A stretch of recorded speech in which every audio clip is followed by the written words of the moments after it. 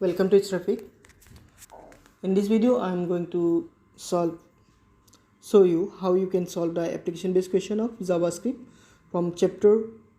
6 and 7 from the omitted syllabus. So first, we'll come to question number 1 of chapter 6. There is, you can see one JavaScript.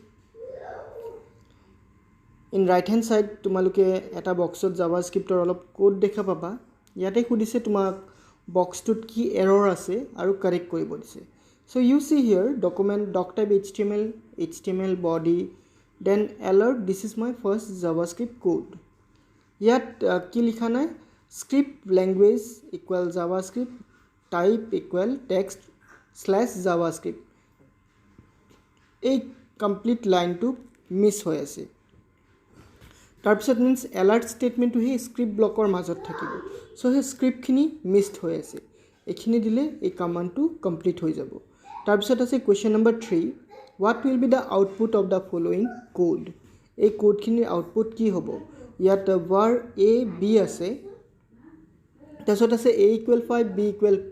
10 then fourth লাইনত আছে b plus equal so question 3 কাৰণে ইয়াতে আছে b plus equal a এটো short হ্যান্ডত দিয়া আছে আমি যদি এটুক এক্সপান্ড ফর্মত লিখো তার মানে হবে b equal b plus a এতিয়া আমি অলরেডি জানো যে b ভ্যালু টু হল 10 সো 10 plus a ভ্যালু আছে 5 10 plus 5 আমি পাম 15 মানে আমার এতিয়া হৈ গল b equal 15 তার পিছত আছে a plus plus so a plus plus হলে কি হবো a plus plus means hall a equal a plus 1 আৰু a plus 1 মানে a value already আমাৰ লগত আছে 5 so হবো 5 plus 1 equal 6 মানে আমি a value পালো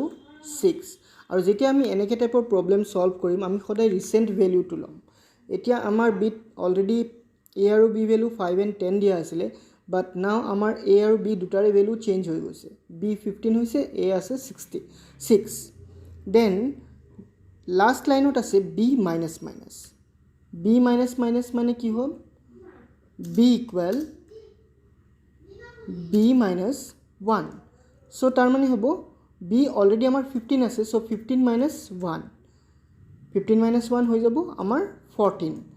মানে আমাৰ এতিয়া b হৈ গল b equal 14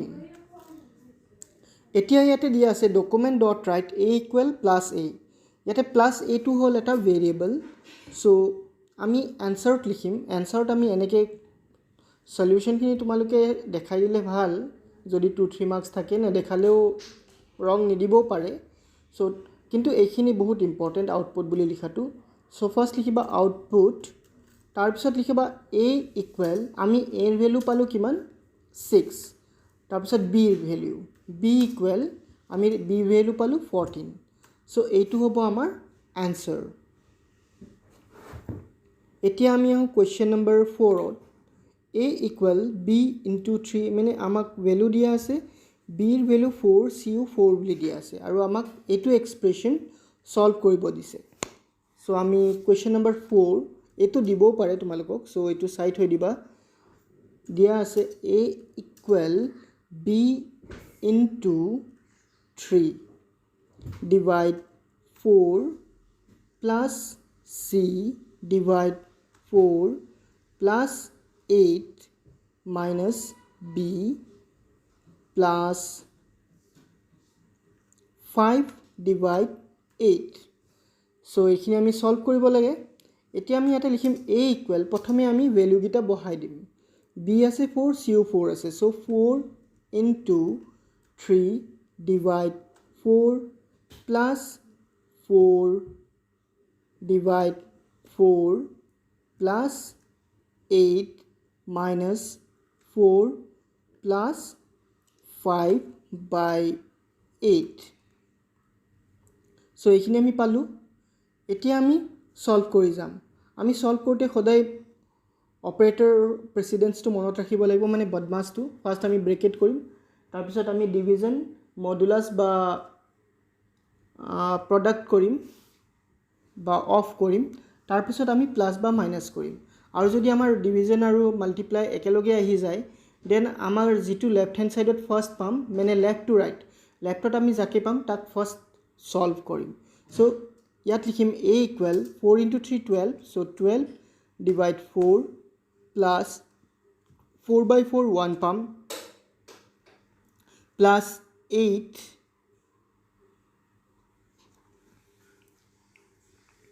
plus 8 minus 4 8 minus 4 আমি এটো সলভ কৰিব পাৰো এতিয়া বাট নকৰো এতিয়া 8 minus 4 তাৰপিছত আকৌ আছে প্লাস এতিয়া আছে আমাৰ 5 by 8 মানে এটো ডিভাইড আছে সো আমি কিমান পাও এটো সলভ কৰিব লাগিব সো ক্যালকুলেটৰ খুলি লও মোৰ ক্যালকুলেশন ইমান ভাল নহয় so better to do it in calculator 5 ক 8 এ ডিভাইড কৰিলে কিমান হ'ব 5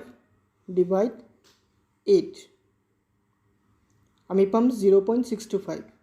সো আমি এটোৱে লিখিম 0.625 এতিয়া আমি আকৌ লিখিম a equal 12 by 4 আমি পাম ইয়াতে 3 plus 1 plus 8 minus 4 4 পাম 4 plus 0.625 এতিয়া a equal 3 plus 1 4 4 plus 4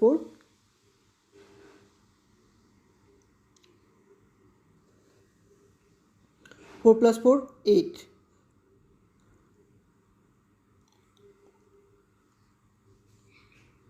so our answer pam 8.625 so ami eneke etu question solve koribo paru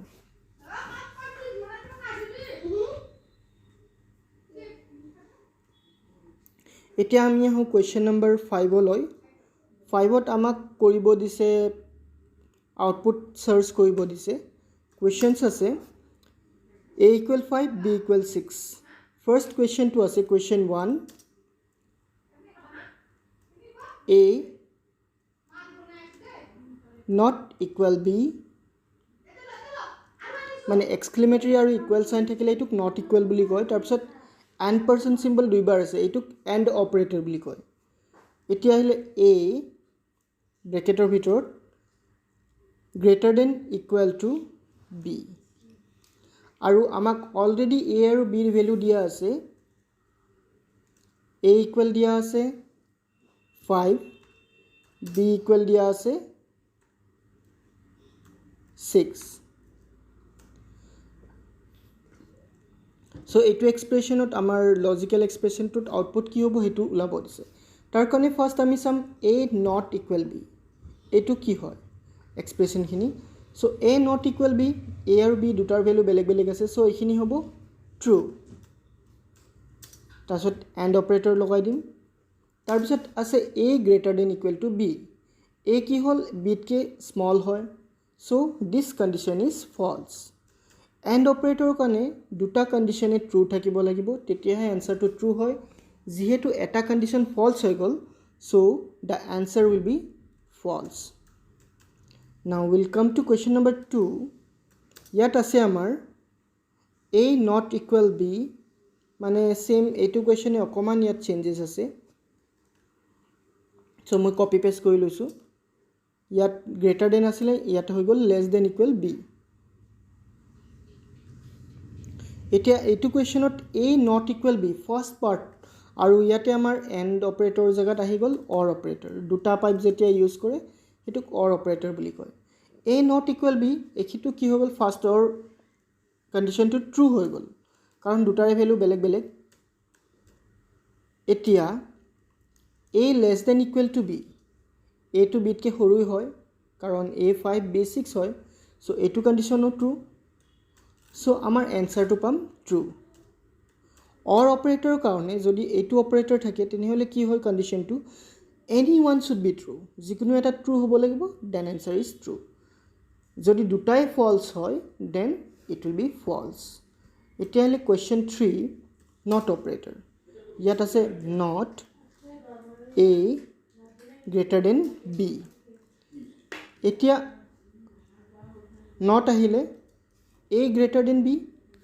A আমাৰ small আছে, B greater আছে, so condition false হৈ গ'ল, মানে not false. Not false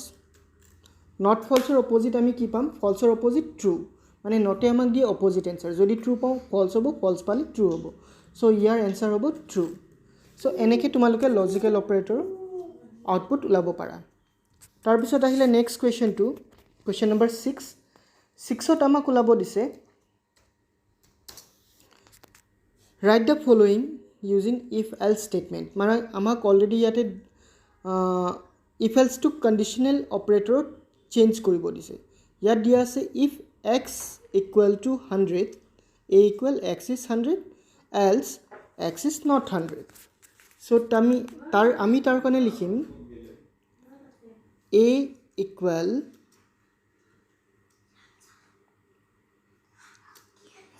x equal 100,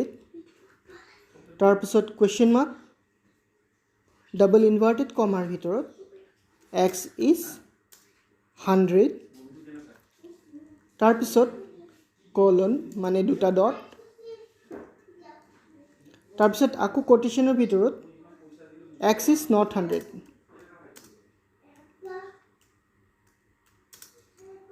তাৰপিছত quotation close. চ' এইটো answer হৈ গ'ল. ইয়াতে আমাৰ তিনিটা পাৰ্টছ আছে মেইনলি, এইটো হ'ল ভেৰিয়েবল, এইটো হ'ল কণ্ডিশ্যন, তাৰপিছত কুৱেশ্যন মাৰ্ক থাকিব, এইটো হ'ল ট্ৰু ভেলিউ আৰু এইটো হ'ল ফল্ছ ভেলিউ. চ' কেতিয়াবা ইয়াৰে ৰিভাৰ্ছটো দিব পাৰে, তোমালোকক মানে কুৱেশ্যনত এইটো দি দিব কণ্ডিশ্যনেলটো আৰু তোমালোকক ইফ এলছ কৰিব দিব পাৰে. এইটো বহুত ইম্পৰ্টেণ্ট হয় এক্সামৰ কাৰণে, চ' এইটো মিছ নকৰিবা, এইটো চাই থৈ দিবা. চেপ্টাৰ 1ৰ তোমালোকক কুৱেশ্যন নম্বৰ 2টো নালাগে, আৰু চেপ্টাৰ 6ৰ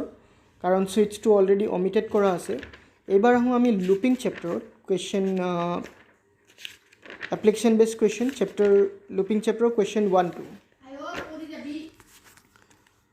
চ' ফাৰ্ষ্ট কুৱেশ্যন আছে আমাৰ write the following code using for loop. আমাক ৱাইল লুপত দিয়া আছে, ফ'ৰ লুপত কৰিব লাগে. প্ৰথমে ভেৰিয়েবল আই, যেতিয়া আমি ফ'ৰ লুপত প্ৰগ্ৰাম লিখোঁ তেতিয়া কি কৰোঁ, আমাৰ ইনিচিয়েলাইজেশ্যন, টেষ্ট, এক্সপ্ৰেশ্যন আৰু ইনক্ৰিমেণ্ট ডিক্ৰিমেণ্ট চব একেলগে লিখোঁ. চ' আমি জাষ্ট ইয়াতে ভেৰিয়েবলটো ডিক্লেয়াৰ কৰিম, ভেলিউ নিদিওঁ. এতিয়া লিখিম 4 ব্ৰেকেটৰ ভিতৰত আই ইকুৱেল 10 ছেমিকলন, তাৰপিছত আমি কণ্ডিশ্যন লিখিম আই গ্ৰেটাৰ দেন ইকুৱেল 1 ছেমিকলন. এতিয়া আমি ইনক্ৰিমেণ্ট ডিক্ৰিমেণ্ট আই -1 আছে, চ' আমি আই মাইনাছ লিখিব পাৰোঁ, বা আমি আই ইকুৱেল আই -1 বুলিও দিব পাৰোঁ. Bracket close. এতিয়া কাৰ্লি ব্ৰেকেটৰ ভিতৰত আমি লিখিম ডকুমেণ্ট ডট ৰাইট, ইয়াতে আমি লিখিম আই, তাৰপিছত ছেমিকলন, ব্ৰেকেট ক্লোজ. চ' এইটো হ'ল আমাৰ কুৱেশ্যন 1ৰ এনচাৰ. চ' এনেকৈ আমি ৱাইল লুপ এটা ফ'ৰ লুপত কনভাৰ্ট কৰিব পাৰোঁ. তাৰপিছত আহিলে কুৱেশ্যন 2ত আমি কৰিব লাগে, ফ'ৰ লুপত অলৰেডি দিয়া আছে, আমি সেই প্ৰগ্ৰামটোক ডু ৱাইলত লিখিব লাগে. চ' ডু ৱাইলত লিখিবৰ কাৰণে আমাৰ কি লাগিব, প্ৰথমে ভেৰিয়েবল লাগিব আমাক. চ' VAR ভেৰিয়েবলটোৰ নাম হ'ব আই, আৰু যেতিয়া আমি ৱাইল বা ডু ৱাইল লিখোঁ ষ্টাৰ্টিং ভেলিউটো আমি ভেৰিয়েবলটো ডিক্লেয়াৰ কৰোঁতে দি দিওঁ. চ' ভেৰিয়েবল আই ইকুৱেল 1. নেক্সট লাইনত যাম, এতিয়া আমি লিখিম ডু, তাৰপিছত কাৰ্লি ব্ৰেকেট, তাৰপিছত আমি লিখিম ভিতৰৰ পাৰ্টখিনি ডকুমেণ্ট ডট ৰাইটখিনি. চ' ডকুমেণ্ট ডট ৰাইট, ব্ৰেকেটৰ ভিতৰত আছে আই প্লাছ BR,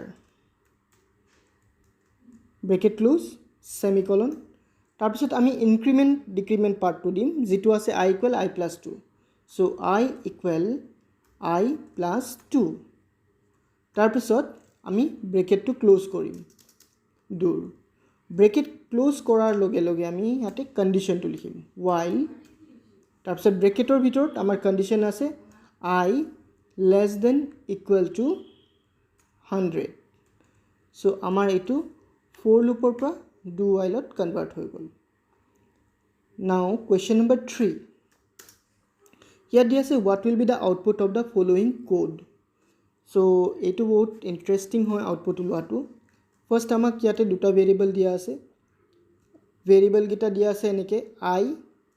I টোৰ ইনিশিয়াল ভ্যালু দিয়া আছে 1 তাৰপিছত আৰু এটা ভেৰিয়েবল আছে s ৰ ইনিশিয়াল ভ্যালু দিয়া আছে 0 এতিয়া মন কৰিবা যেতিয়া লুপৰ ভিতৰত এন্টাৰ কৰিব তেতিয়া প্ৰথমে s হে চেঞ্জ হ'ব I টো চেঞ্জ নহয় মানে প্ৰথমে এট ফাৰ্স্ট যেতিয়া মই লুপত এন্টাৰ কৰিলো I টো চেঞ্জ হোৱা নাই I টো 1 হৈ থাকিব সো ফাৰ্স্ট টাৰ্ম I টো মোৰ 1 হৈ থাকিলে তাৰ পিছত যেতিয়া s ত গ'ল s ত আছে s plus I মানে s টো অলৰেডি 0 হৈ আছে সো 0 plus I টো 1 আছিল 1 এটো হৈ গ'ল 1 এবাৰ লুপৰ পৰা উলাই নেক্সট লাইনত গ'ল I equal I plus 2 so next লাইনত গৈ কি হ'ব I equal I plus 2 মানে I টো অলৰেডি 1 আছে 1 plus 2 equal এটো 3 হৈ গ'ল এতিয়া আকৌ আহিব s ত যাব মানে আমাৰ লুপটো কেতিয়ালৈ ৰান হ'ব পাৰে লুপটো যেতিয়ালৈ I ভ্যালু 10 তেতিয়ালৈ less than বা equal to 10 তেতিয়ালৈ ৰান হ'ব পাৰে সো I টো 3 আছে কন্ডিশন ট্ৰু সো ৰান হ'ব এতিয়া আমাৰ s আছে 1 sorry 1 plus আৰু I আছে 3 লিখিম সো 1 plus 3 4 হৈ গ'ল আকৌ আমি I ভ্যালুত যাম I অলৰেডি 3 আছে 3 plus 2 এটো হৈ গ'ল 5 আৰু ইফালে s টো আছে 4 plus I আছে 5 4 plus 5 9 হৈ গ'ল আকৌ ইফালে আমি I ত আহিলো I টো অলৰেডি 5 plus 2 ইয়াতে 7 হৈ গ'ল আৰু এইফালে আমাৰ s already 9 plus I value আছে 7 9 plus 7 আমি পাম 16 এবাৰ আকৌ ইয়াতে I টো অলৰেডি 7 plus 2 আমি পাম 9 আৰু এইফালে 16 s ৰ ভ্যালু 16 আৰু I ভ্যালু আছে 9 16 plus 9 25 এতিয়া আকৌ আহিম I এবাৰ I ত আহিব কি 9 plus 2 so 11 এতিয়া I টো 11 হৈ গ'ল মানে কন্ডিশন যেতিয়া চেক কৰিব whether I is less than equal to 10 or not I টো 10 তকৈ গ্ৰেটাৰ হৈ গ'ল সো ইয়াতে লুপটো ষ্টপ হৈ যাব লুপটো আৰু ৰান নহয় মানে আমাৰ লাষ্টত s ৰ ভ্যালু পালো 25 সো আনসাৰটো হ'ব ইয়াতে আউটপুট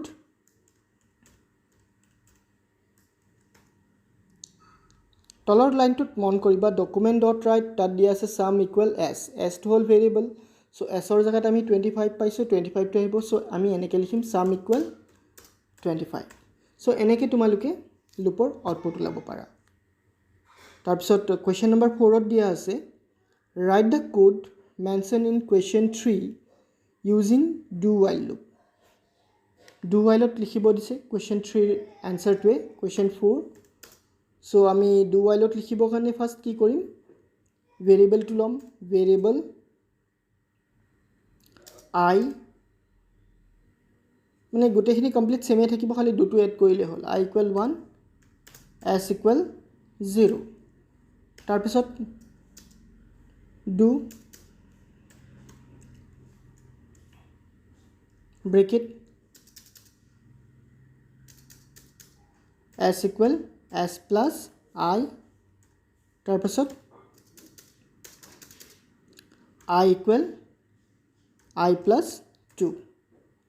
তাৰ পিছত bracket close while I less than equal to 10 তাৰ পাছত আহিব document dot write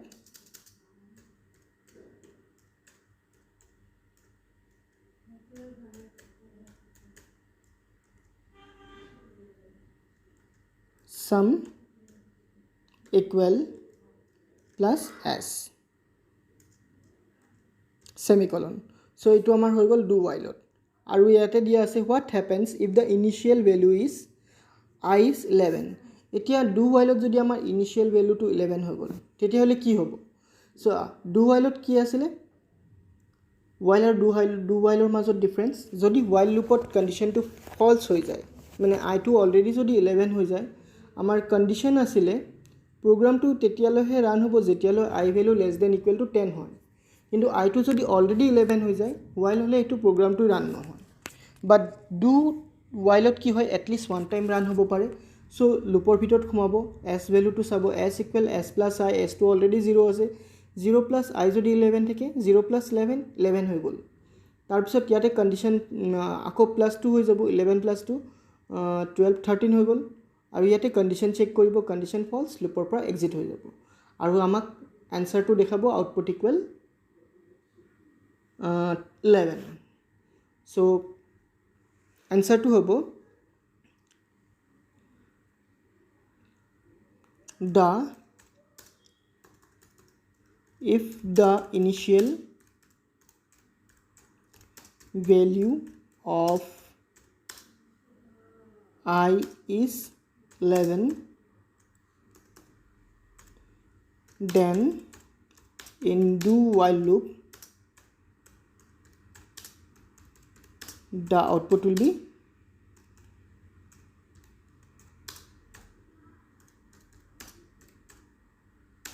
11 so I hope তোমালোকে বুজি পাইছা এটো কিয় হৈছে তাৰপিছত কোৱেশ্চন 5 ত দিয়া আছে নেস্টেড যেটো লুপ দিয়া আছে এটো অলৰেডি কোৱেশ্চনটো ৰং আছে সো নালাগে এটো এক্সামটো নাহে কি জানি আৰু ইনডা লেবৰ পৰা কোনকেটা কোৱেশ্চন তোমালোকে চাবা থিওৰি এক্সামৰ কাৰণে তাৰ কাৰণে কৈ দিও ইনডা লেবৰ সবখিনি কোৱেশ্চন নালাগে ফ্ৰম চেপ্টাৰ 7 তোমালোকে কোৱেশ্চন নম্বৰ 2 আৰু কোৱেশ্চন নম্বৰ 5 টো চাব পাৰা আৰু চেপ্টাৰ 6 ৰ পৰা ইনডা লেবৰ পৰা তোমালোকে চাব পাৰা কোৱেশ্চন নম্বৰ 2 বস কোৱেশ্চন নম্বৰ 2 টো চালে হৈ যাব আৰু যদি বেলেগ কিবা কনফিউজনছ আছে এনেকে তোমালোকে কমেন্ট সেকশনত লিখিব পাৰা আৰু কেটামান বহুত ষ্টুডেন্টে ৰিকুৱেষ্ট কৰি আছে ইম্পৰ্টেন্ট কোৱেশ্চন লাগে সো মই নেক্সট কালি দিদিম ইম্পৰ্টেন্ট কোৱেশ্চন আৰু যদি তোমালোকক ভাল মাৰ্কস লাগে 100 out of 100 then don't depend on important questions complete the whole syllabus thank you for watching see you tomorrow morning till then take care and bye